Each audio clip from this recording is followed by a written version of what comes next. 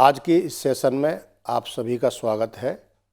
आज हम बात करेंगे कुक्कुट पालन का। हमारे राष्ट्रीय अर्थव्यवस्था एवं रोजगार में बहुत ही महत्व है, क्योंकि इस कुक्कुट पालन को भूमिहीन, सीमांत किसान और बेरोजगार युवक इसको आसानी से ये कर सकते हैं और वो अपना स्वरोजगार स्थापित कर सकते हैं, क्योंकि इसके लिए बहुत ज़्यादा ज़मीन की ज़रूरत नहीं पड़ती। और कुछ मुर्गी ऐसी होती हैं जिन्हें हम अपने घर के पिछवाड़े भी रख के उनसे अंडा और मांस भी प्राप्त कर सकते हैं।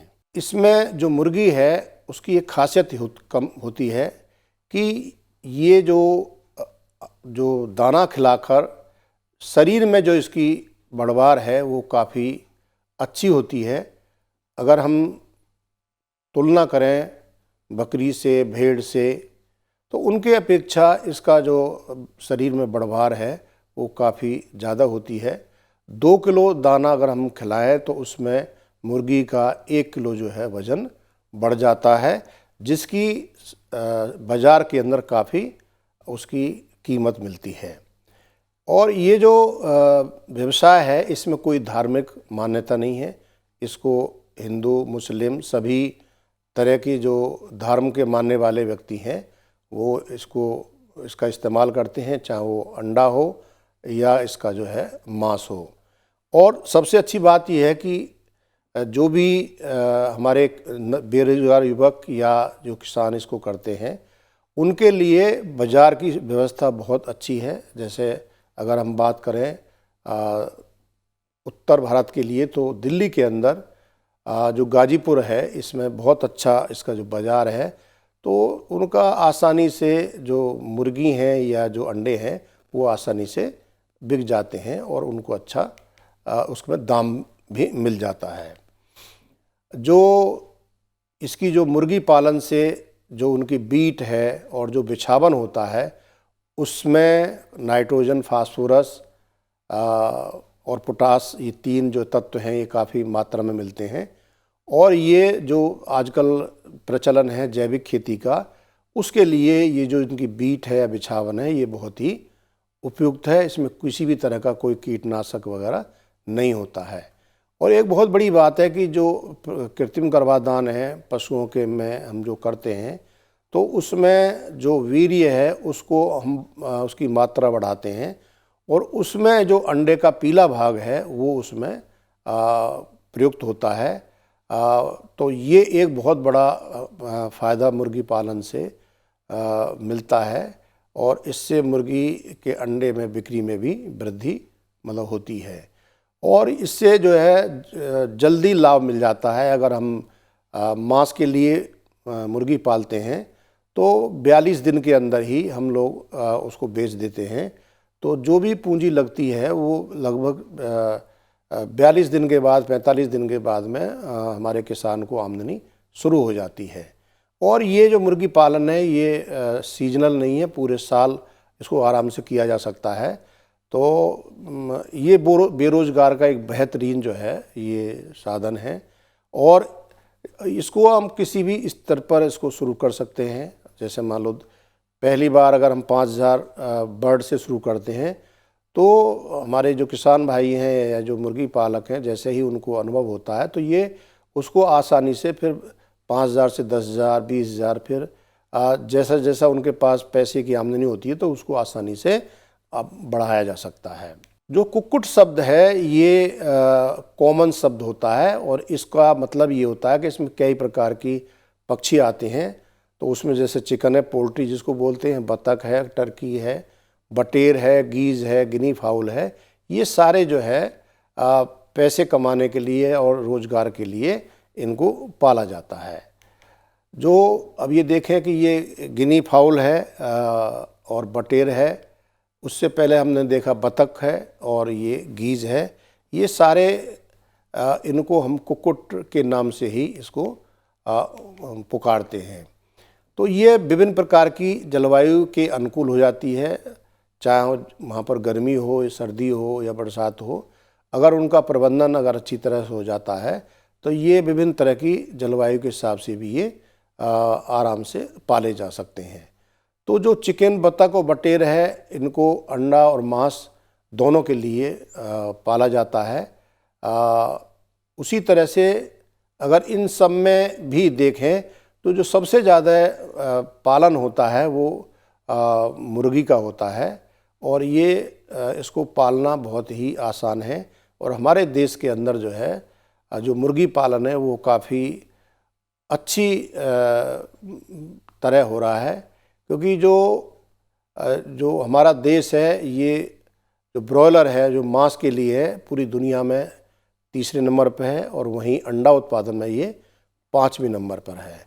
तो इस प्रकार भारत देश के अंदर भी मुर्गी पालन काफ़ी अच्छे स्तर पर किया जा रहा है।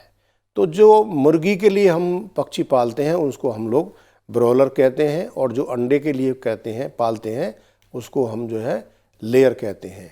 ये आप चित्र देखते हैं, ये ब्रॉयलर है। इसको केवल 42 दिन या 45 दिन तक ही रखा जाता है, और इसका 1.5 से 2 किलो वजन उस टाइम पे हो जाता है, और इसको उस उम्र के ऊपर बाज़ार में इसको बेच देते हैं। इसके ज़्यादा उम्र पर रखने से फ़ायदा नहीं होता, क्योंकि उसमें बढ़वार जितनी होती है उस हिसाब से वो दाना ज़्यादा खाते हैं। तो लगभग 40-45 दिन की उम्र पर इसको बेच के अच्छा जो है मुनाफा कमा लेते हैं। और उसी तरह से आप देखें तो ये मुर्गी है, जो लेयर मुर्गी है, इनको अंडों के लिए पाला जाता है।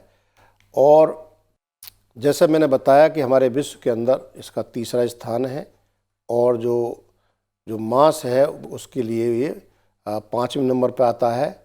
और अगर हम देखें, अगर एक इंसान के लिए जो डॉक्टर्स की जो सलाह है, जो प्रोटीन और अन्य जो पदार्थ मिलने चाहिए, तो उसमें 100 अंडे प्रति वर्ष खपत होनी चाहिए, परंतु केवल 68 अंडे ही हमारे देश के अंदर उपलब्ध हैं।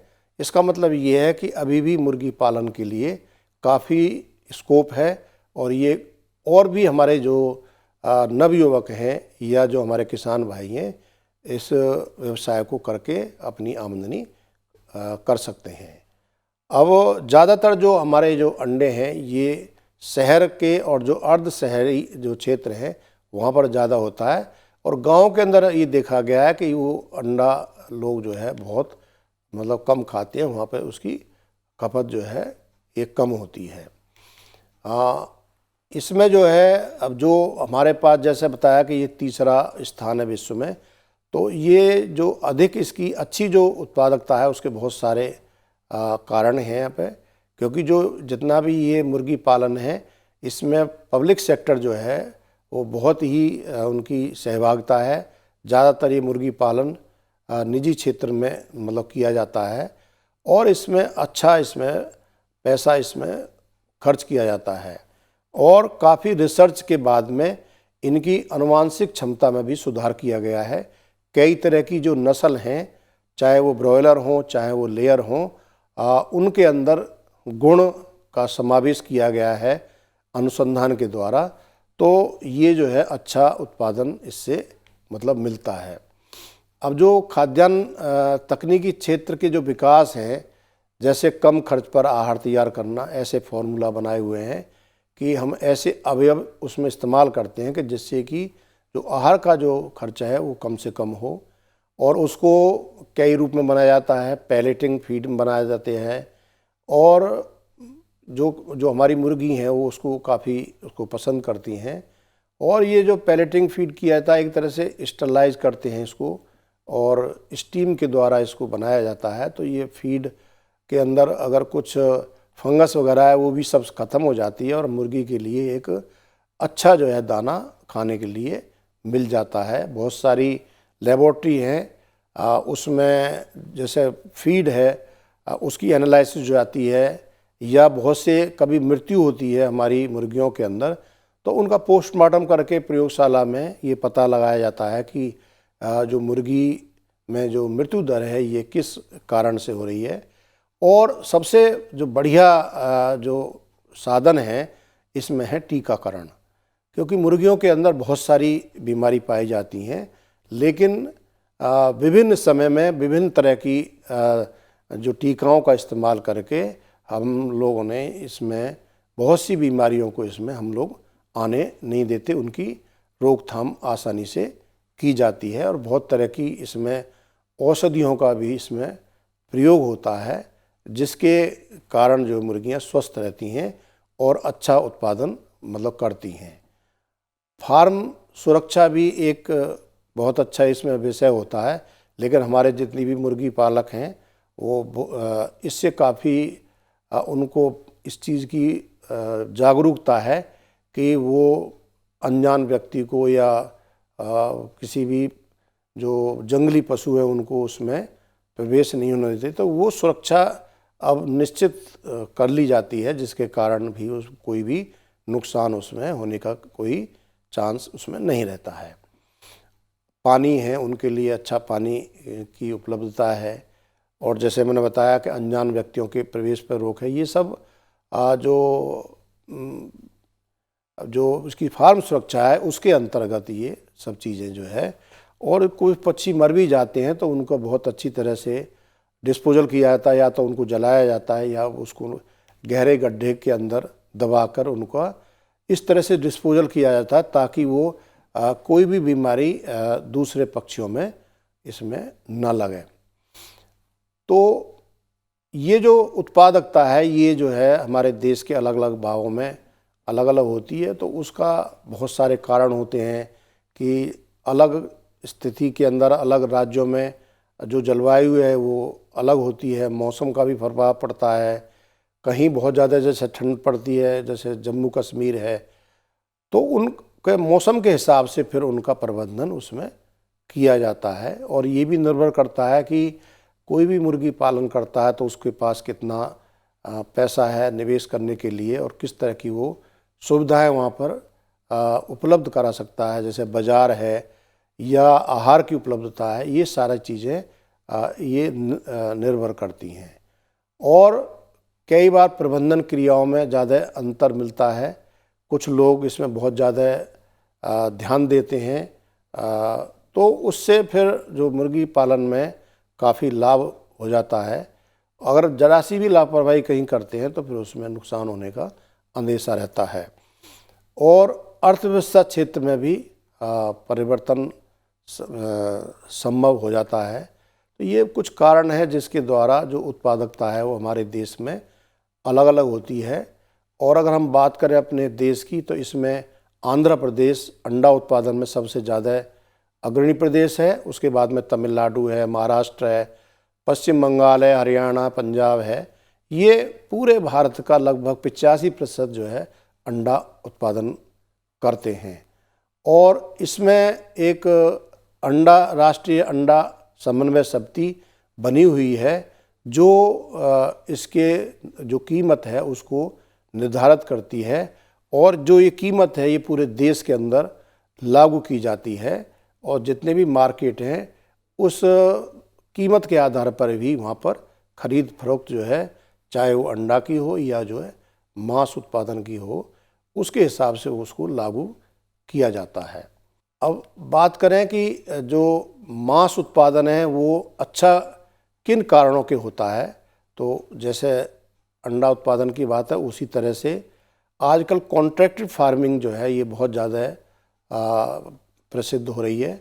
क्योंकि जिन लोगों के पास पैसे होते हैं तो वो ठेके पर जो है ये ब्रायलर पालन कराते हैं। तो जो हमारे और जो गरीब किसान हैं या नवयुवक हैं वो इसको बहुत अच्छे लगन से इसको करते हैं, क्योंकि उनको भी उसमें फ़ायदा लेना होता है। और तकनीकी भी बहुत तरह की आ चुकी हैं, जैसे मान लो केज सिस्टम आ चुका है और उस केज सिस्टम के अंदर भी जो फीड है वो ऑटोमेटिक सिस्टम आ चुका है। तो मतलब बहुत सारी तकनीकी हैं, उनमें बहुत ज़्यादा सुधार इसका हुआ है, जिसके कारण जो है जो लेयर जो है मांस उत्पादन है वो उसमें ज़्यादा हो चुका है। और जो इसके अनुमानसिकी जो इसमें सुधार किया गया है वो शुद्ध लाइन या जो पेरेंट स्टॉक है उनके लिए जो है बाहर से भी आयातित जो सस्ता आहार इसमें एक बहुत महत्वपूर्ण इसमें रोल अदा करता है, जिसके कारण जो है अच्छा मांस उत्पादन हो जाता है।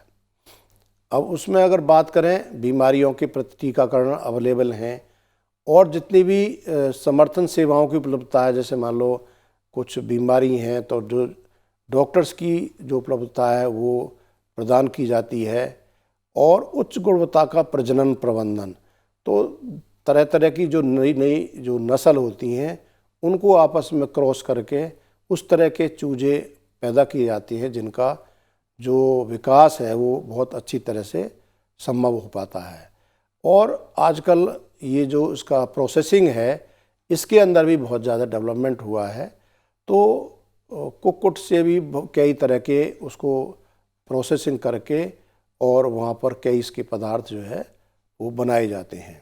तो जैसे मैंने बताया कि दक्षिण और पश्चिम राज्यों में जो 75% तक जो मुर्गी जो मांस के लिए पाली जाती हैं वो कॉन्ट्रैक्ट फार्मिंग के द्वारा ही मतलब कार्य इसका किया जाता है। अब इसमें दिखाया गया कि इनके लिए बहुत सारे रानीखेत का या ब्रोंकाइटिस का कई तरह के जो है इसमें जो टीके मुर्गियों को लगा कर इनको बीमारी से बचाया जाता है। तो जो पिछले अगर हम देखें 30 साल में तो इसमें बहुत ज़्यादा काफ़ी विकास हुआ है, और अब जो है अगर 1990 की अगर हम तुलना करें तो अब किसान कम से कम 5000 तक जो है ब्रॉयलर वो पालते हैं और उनको बहुत जल्दी जल्दी उसमें आमदनी हो जाती है। अब जो जितना इसमें विकास हुआ है तो पहले के मुकाबले में जो एक ब्रॉयलर 9 सप्ताह के अंदर वज़न प्राप्त करता था, अब वो 4 सप्ताह के अंदर ही उसमें वज़न प्राप्त कर लेता है। तो ये एक बहुत बड़ी उपलब्धि है जिसके कारण ये काफ़ी लाभदायक हो चुका है। अब ये जो मुर्गियाँ हैं ये समूह में रखी जाती हैं। जैसे मैंने बताया कि जो विभिन्न जो उम्र की मुर्गियाँ हैं उनको अलग अलग जो है कक्ष में उसमें झुंड में रखा जाता है। जैसे पहले बताया कि ये जो आंध्र प्रदेश है, तमिलनाडु है, ये पूरे जो राज्य हैं इनके अंदर कुछ विशेष क्षेत्र होते हैं जहाँ पर ये मुर्गी पालन बहुत ही अच्छी तरीके से और बड़े आकार के अंदर इसको किया जाता है जो है। अब इसमें बहुत सारे ऐसे संस्थान हैं जिन्होंने बहुत अच्छा इसमें कार्य किया है रिसर्च के द्वारा।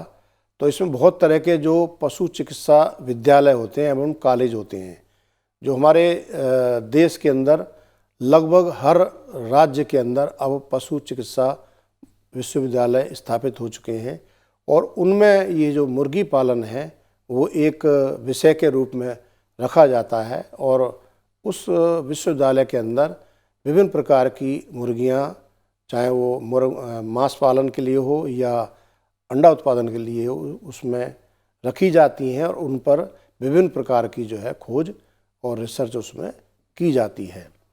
तो ये जो है, इसके अलावा ये सब हमारे जितने भी इच्छुक किसान हैं या जो नवयुवक हैं, इन कॉलेज से और कृषि विश्वविद्यालय से वहाँ जाकर इनको प्रशिक्षण उपलब्ध होता है और वो प्रैक्टिकली करके वहाँ पर उसको देखते हैं और अनुभव प्राप्त करने के बाद में ये आसानी से मुर्गी पालन करते हैं, और जिससे कि उनको किसी तरह का उसमें हानि होने की संभावना नहीं होती है। हमारे देश के अंदर देखें तो 44 पशु चिकित्सा महाविद्यालय और 12 पशु चिकित्सा विश्वविद्यालय हैं और 16 कृषि विद्यालयों के अंतर्गत ये मुर्गी पालन की प्रशिक्षण इसमें दिया जाता है। और अब भी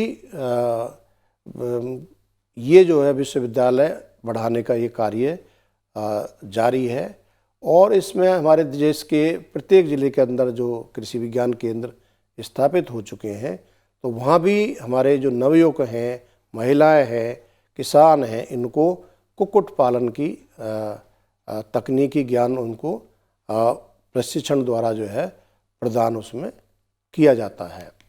इसी तरह से एक बहुत उच्च स्तर पर एक कुक्कुट अकादमी और शोध संस्थान है जो हमारे बरेली के अंदर ICAR के अंदर ये स्थापित है और इसको राष्ट्रीय पक्षी अनुसंधान केंद्रीय पक्षी अनुसंधान संस्थान के नाम से उसको जाना जाता है और उसके अंदर मुर्गी पालन पर स्नातक और जो है PhD डॉक्टरेट की उपाधि इसमें और विभिन्न प्रकार के प्रशिक्षण इस संस्थान द्वारा प्रदान किए जाते हैं।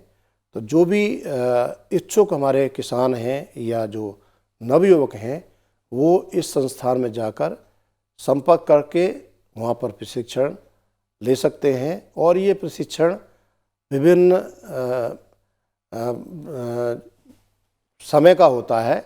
तो जिस तरह का भी प्रशिक्षण की ज़रूरत होती है तो इस तरह का प्रशिक्षण इस संस्थान द्वारा जो है उपलब्ध कराया जाता है।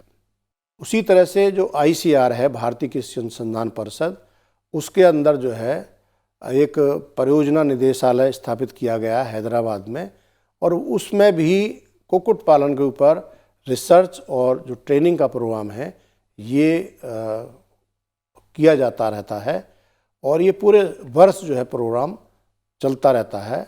और उसी तरह से अगर देखें केंद्र के स्तर पर भी केंद्रीय कुक्कुट विकास संगठन जिसको DAHR बोलते हैं, ये कृषि एवं किसान कल्याण मंत्रालय भारत सरकार के अंदर कार्य करता है।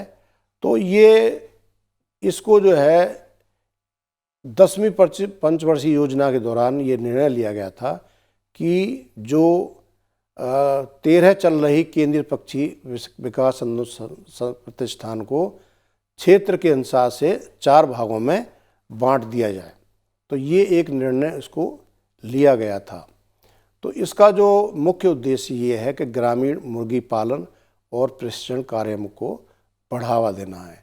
अब ग्रामीण मुर्गी पालन में जैसे बैकयार्ड पोल्ट्री है उसको बहुत इसमें काफ़ी वरीयता दी जा रही है और हमारे बहुत से जो बेचारे भूमिहीन किसान हैं वो घर के पिछवाड़े मुर्गी पालन कर रहे हैं और वो भी अपनी आमदनी कर रहे हैं। तो इन केंद्रों का जो प्रयोग है विभिन्न प्रकार के पक्षी जैसे बतख है, टर्की है, जापानी बटेर है, गिनी फाउल है, ये सभी तरह के पक्षियों को इनके उत्पादन को बढ़ावा इसको दिया जा रहा है। भारत में जो है अगर देखें, अगर मीट की तुलना करें तो चिकन मीट जो है ना बहुत ज़्यादा ही इसकी मांग ज़्यादा है और शहर के जो क्षेत्र हैं ये एक तरह से इसका पूरक आहार के तौर पर भी इसका प्रयोग कर देते हैं। मतलब जैसे अगर मान लो सब्जी नहीं बनानी तो ये मीट की जो के साथ जो है अपना आहार इस्तेमाल करते हैं। तो काफ़ी संख्या में जो शहर के लोग हैं वो मीट का इस्तेमाल करते हैं। तो जैसे जैसे हमारे जो मनुष्य हैं उनकी आमदनी बढ़ रही है उसी के साथ से इनकी जो उपलब्धता है वो काफ़ी तेज़ी के साथ में बढ़ रही है। जो है ये वाइट लेग हॉर्न जो ब्रीड है ये जो अंडा देने वाली एक बहुत ही सर्वश्रेष्ठ नस्ल है जो भारत देश के अंदर बहुत ही अच्छी संख्या में इसको पाला जाता है। अब मीट प्रोडक्शन की बात करें तो ये जैसे अभी बात किया कि लोगों की जो परचेज कैपेसिटी है, ख़रीदने की क्षमता बढ़ रही है, तो इसका अगर हम देखें कि जो 2014-15 में जहां इसका 6.69 मिलियन टन इसका जो मीट प्रोडक्शन था वो बढ़कर अब 2020-21 में 8.8 मिलियन टन हो चुका है। तो ये एक सर्वे का डेटा दिया गया है और ये प्रोविजनल डेटा है। तो मतलब ये है कि जो मीट का जो प्रोडक्शन है वो मुर्गी जो के मांस है उसकी जो क्षमता है जो वो काफ़ी इसमें बढ़ चुकी है। अब ये अगर हम बात करें कि ये जो इनकी संख्या है इसमें भी बहुत ज़्यादा बढ़ोतरी हुई है। लगभग 2500 बिलियन जो है जो कुक्कुट संख्या हमारे देश के अंदर इस टाइम पर मतलब उपलब्ध है, और जिसने बहुत सारे लोगों को इसमें रोज़गार दिया हुआ है। तो इसमें अगर थोड़ा सा एनालाइज करें तो जो 80% जो लोग हैं, लगभग 4.8 मिलियन इसको सीधे लोग इससे जुड़े हुए हैं, वो सीधा इसको मुर्गी पालन करते हैं। और 20% लोग मतलब 1.2 मिलियन अप्रत्यक्ष रूप से कई तरह के संबंधी, जैसे कोई दाना बनाने में है, कोई दवाइयाँ बना रहा है, कोई औजार हैं, इस तरह के जो इससे जुड़े हुए जो रोज़गार हैं, उनको ये लोग करके अपनी आमदनी वो कर रहे हैं। तो अगर हम देखें तो इस उद्योग के द्वारा 48,070 करोड़ प्रतिवर्ष रुपए की इससे आय जो है ये प्राप्त होती है। और अगर हम देखें कि भारतीय जो सकल घरेलू उत्पाद है, उसमें जो हमारा कुक्कुट पालन का जो हिस्सा है वो लगभग 1% है, और पूरा पशुधन क्षेत्र से लगभग 11.7% इसकी हिस्सेदारी होती है। तो मतलब एक कुक्कुट पालन भी एक विशेष रूप से बहुत ही महत्वपूर्ण एक उद्योग है, जो हमारे भारत की सकल आय में जो है एक महत्वपूर्ण योगदान करता है।